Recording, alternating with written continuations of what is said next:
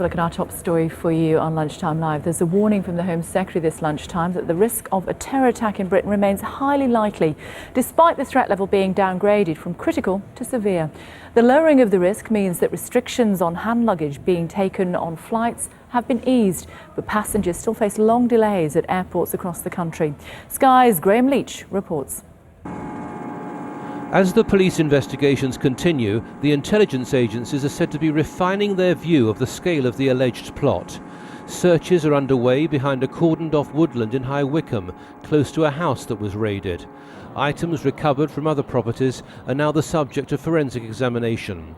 From the investigation so far, the government concluded that the threat of an imminent terrorist attack has receded. However, the downscaling of the country's security status from critical to severe means, according to the Home Secretary, that an attack remains highly likely. The public needs to know that there may be other people out there who may be planning to attack against the United Kingdom. That is why there are a number of other security service operations underway. There is still a very serious threat of an attack. The threat level is at severe, indicating the high likelihood of an attempted terrorist attack at some stage.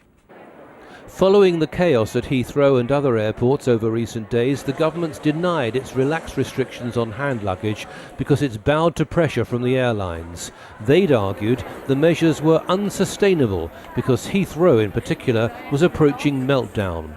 Ministers say they'd always made clear the restrictions would be time limited. We have been working, as I say, with technical, scientific and security experts to make sure the regime that could follow the changed threat assessment was appropriate to the level of risk we judged at British airports.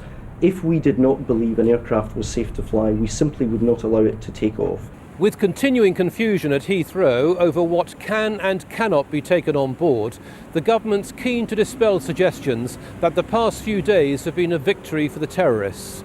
The Home Secretary said they'd been a victory for the British people, thanks to their patience and forbearance. It's clear, though, that if such alerts are to be a regular occurrence, the government knows Britain's airports need to be better equipped to deal with them. The Communities Secretary, Ruth Kelly, is meeting religious and community leaders to call for unity in the fight against terrorism. The government's obviously been angered by suggestions from some Muslim leaders that it should change foreign policy to avoid future terrorist threats. The Home Secretary said no government worth its salt would deserve to stay in power if it allowed foreign policy to be dictated by terrorists. Graham Leach, Sky News, Westminster.